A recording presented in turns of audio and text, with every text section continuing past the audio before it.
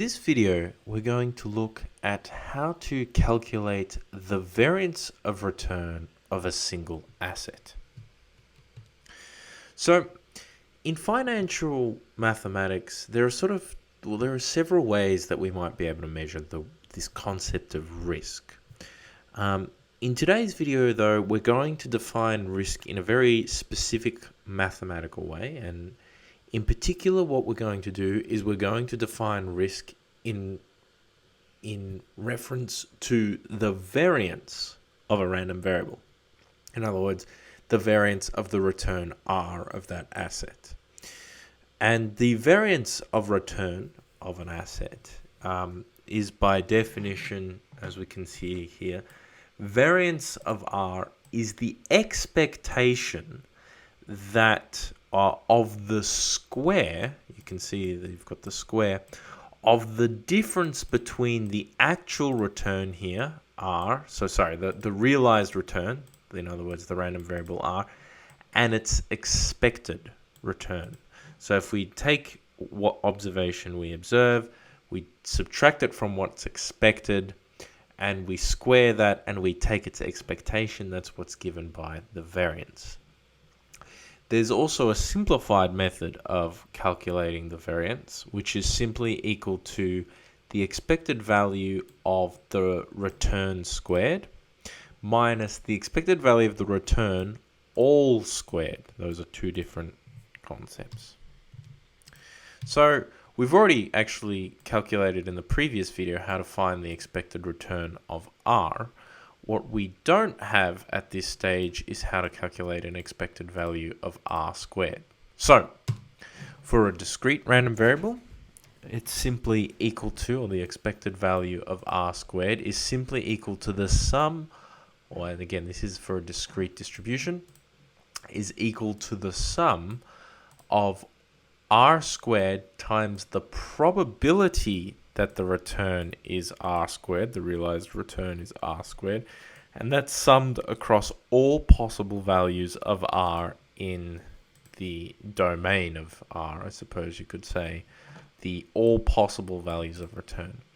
And for a continuous distribution, very similar to the distinction between expected value of R for continuous and discrete, the expected value of R squared for a continuous distribution is the integral of R squared times the probability density function of the return distribution, all integrated with respect to R. So we're going to look at two examples, one a discrete, one a continuous distribution. So, but before we do that, I suppose, we should define this concept of the standard deviation of return, and we can simply define it mathematically as the square root of the variance. Pretty simple. So the standard deviation of return is more difficult to work with in a computational sense due to this square root sign. However, it may be a bit more of an appropriate or an understandable, let's say, measure, simply because its scale, the way that it gets scaled, or it has the same scale as the expectation. What do we mean by that? So if you were to take the expected value of some scaled version of the return, otherwise lambda R, you'd get lambda E expected value of R. If you were to do the same thing with the variance, however, you'd get the variance of lambda times R is in fact equal to lambda squared variance of R.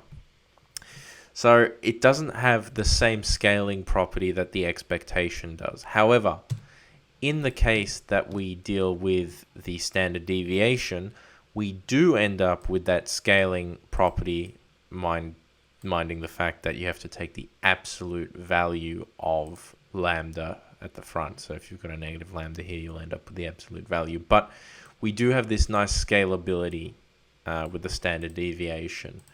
But nevertheless, it's a side note to look at. Now let's have a look at an actual example.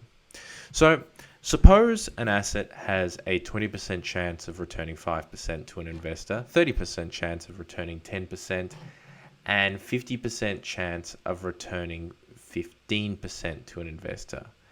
Calculate the variance of return of this investment.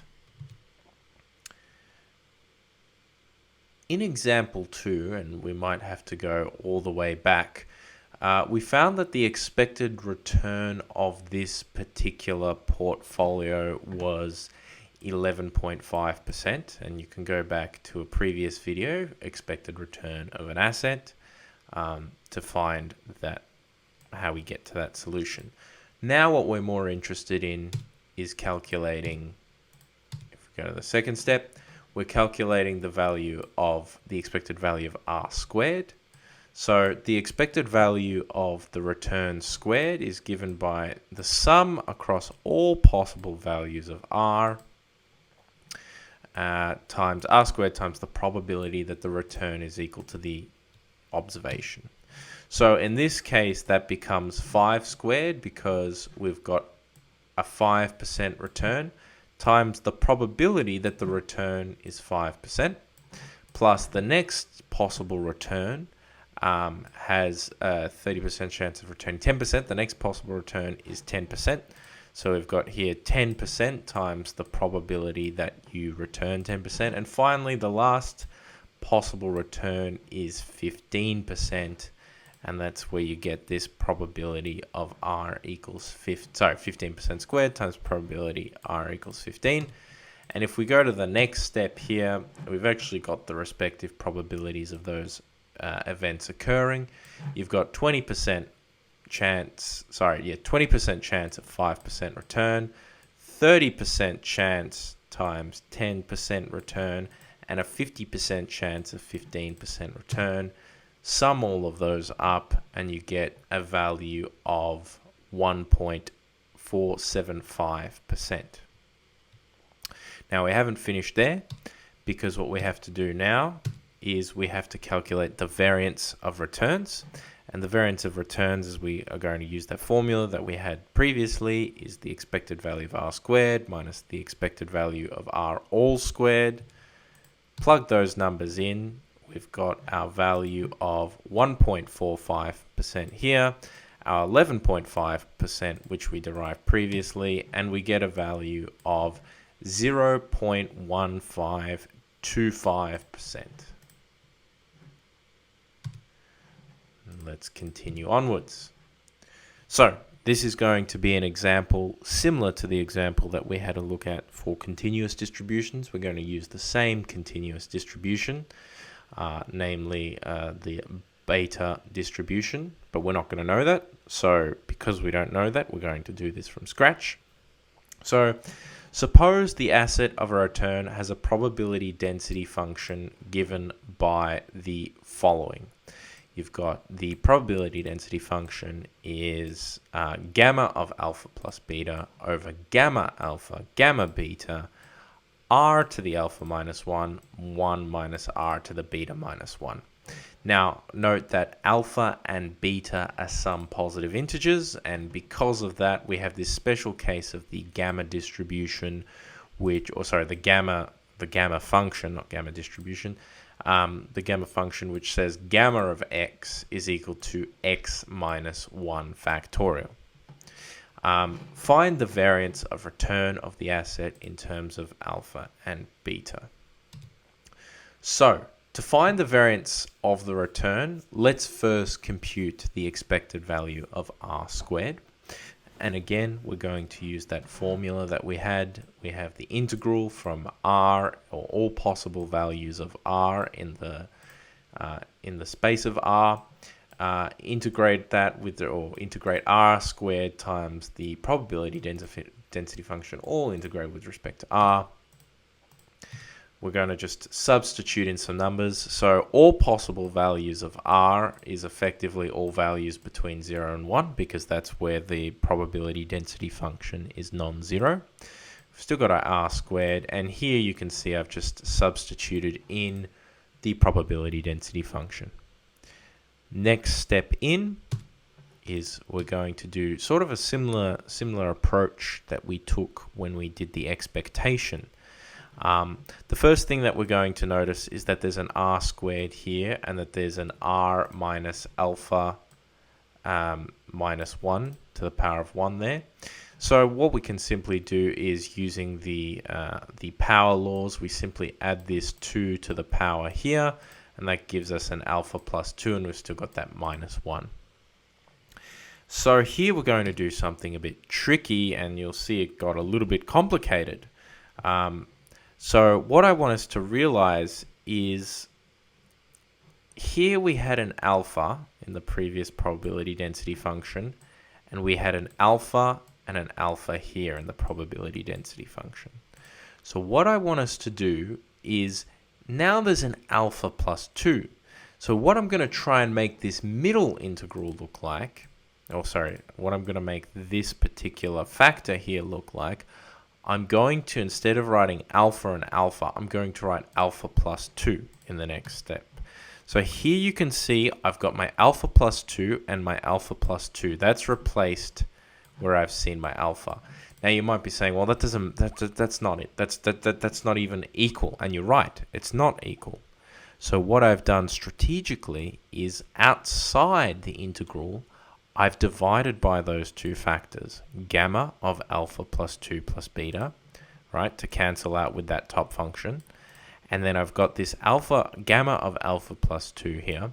And then I've got something in the numerator outside the integrand, which will cancel with that. And notice the original alpha plus beta and the original gamma of alpha here have now also found their way outside the integral. So you've got here your gamma of alpha and your gamma of alpha plus beta. So in fact, this is equal to these two equations are equal to one another.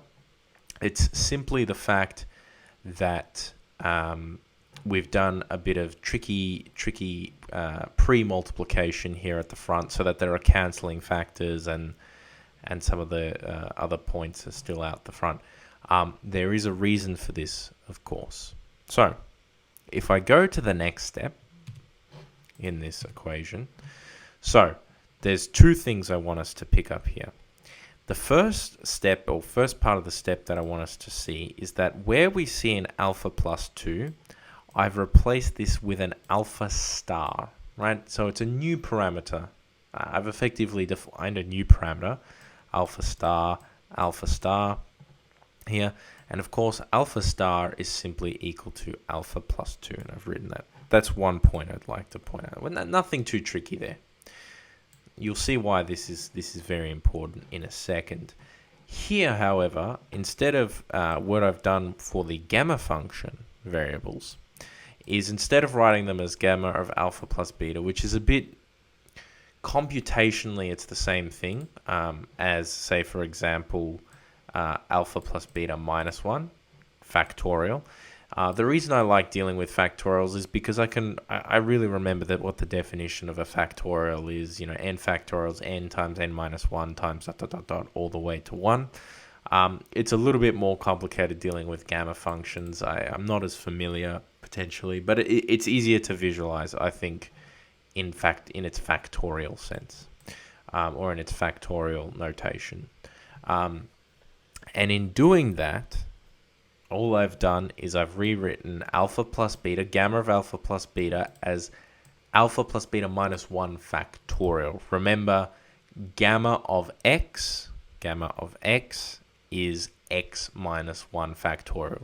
So whatever you see in the gamma function, you simply subtract 1 from what's inside that gamma function, as we've done here, and then you multiply that by, not multiply that by, but you take the factorial of that. So when we see alpha plus 2, what that leaves us with is an alpha plus 1 factorial. When we see an alpha, we get an alpha minus 1 factorial. And finally, when we see an alpha plus 2 plus beta here, then we get an alpha plus beta plus 1 factorial down the bottom. So now, here is here's a lovely bit of simplification that we're about to see. So we've got there. Now, there's two things I want us to note that's happened here. The first step to note is I'm going to focus more on this side of the equation, the fraction here at the beginning.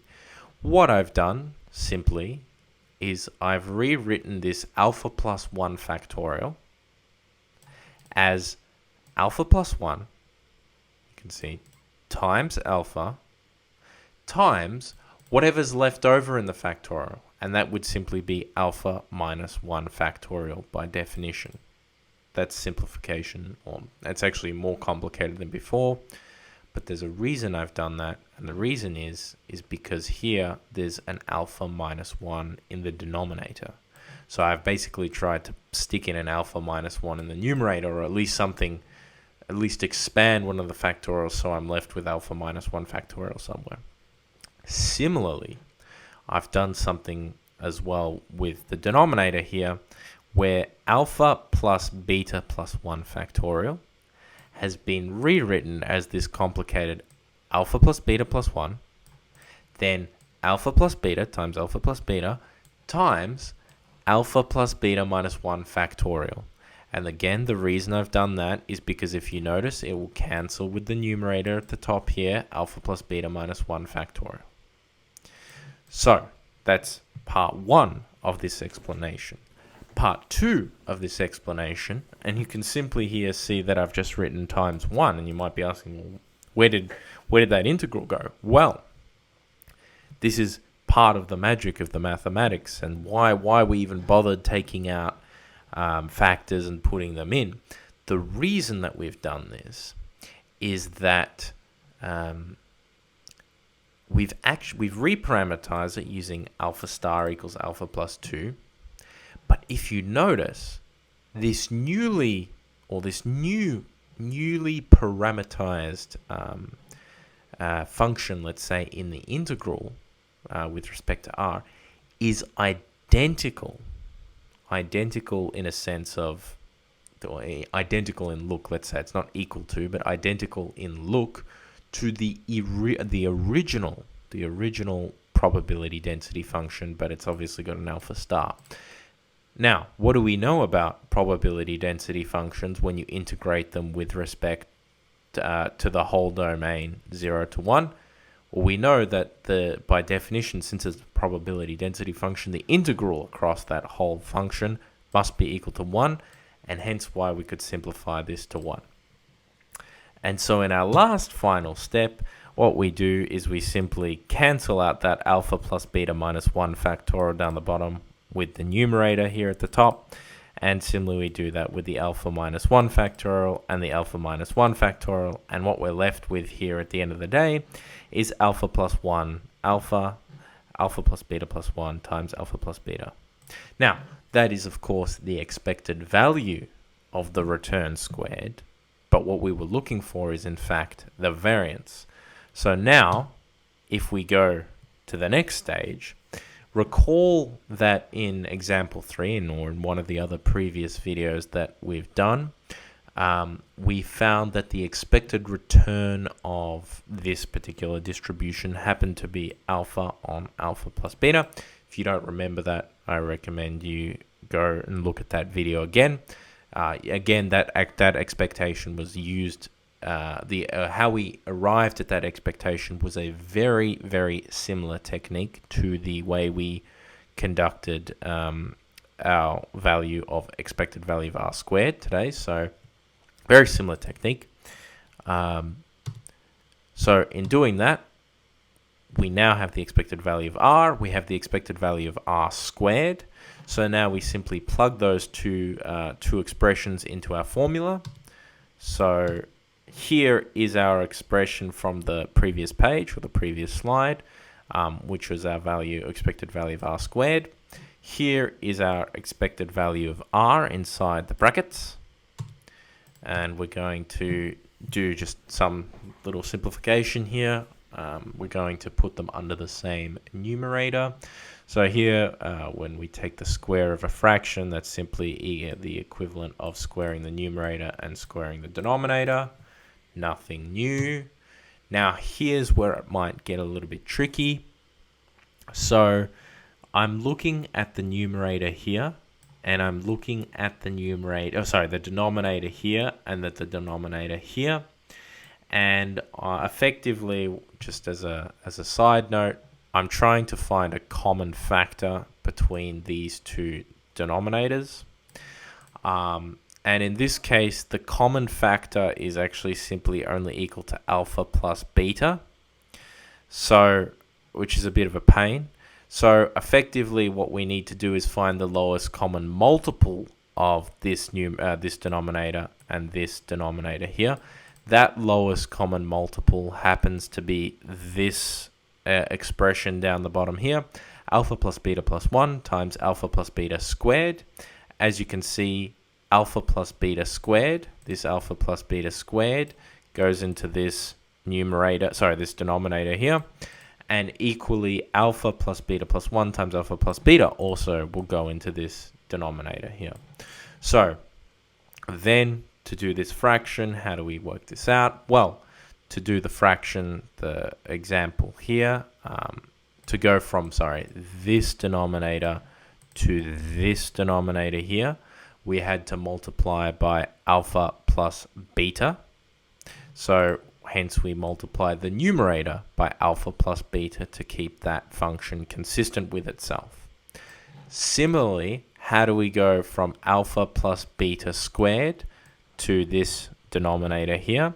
We simply had to multiply by alpha plus beta plus 1, hence why we've multiplied this numerator alpha squared by alpha plus beta plus 1. Nothing hopefully too strenuous. Then finally, what we're going to do is we're going to multiply out this numerator here, and I've done it here for you. You can check this yourself that it multiplies out this way. Then, of course, I've multiplied out this numerator here. Alpha squared gives alpha squared times alpha gives you alpha cubed. Alpha squared times beta gives you alpha squared beta. And then alpha squared times 1 gives you alpha squared at the end. Something very similar. I suppose for this one here on this side, on the left-hand side, we could get your alpha times alpha gives you your alpha cubed.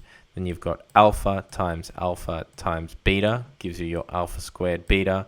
You've got 1 times alpha in the middle times alpha gives you your alpha squared. And finally, you've got your 1 times alpha times beta, which gives you your alpha beta right at the end. So that's how you simplify those brackets and those expressions. And then it's simply a matter of subtracting the numerators from one another because we already have a common denominator, which we found. And we're actually left with something very simple, simply alpha beta on the top. And just to confirm, you've got the alpha cubed cancelling with the alpha cubed. You've got the alpha squared beta cancelling with the alpha squared beta. And of course, you've got this alpha squared cancelling with this alpha squared here, leaving us only with alpha beta. And of course, that gives us our final expression there. And so that is how we would find the variance of a continuous random return.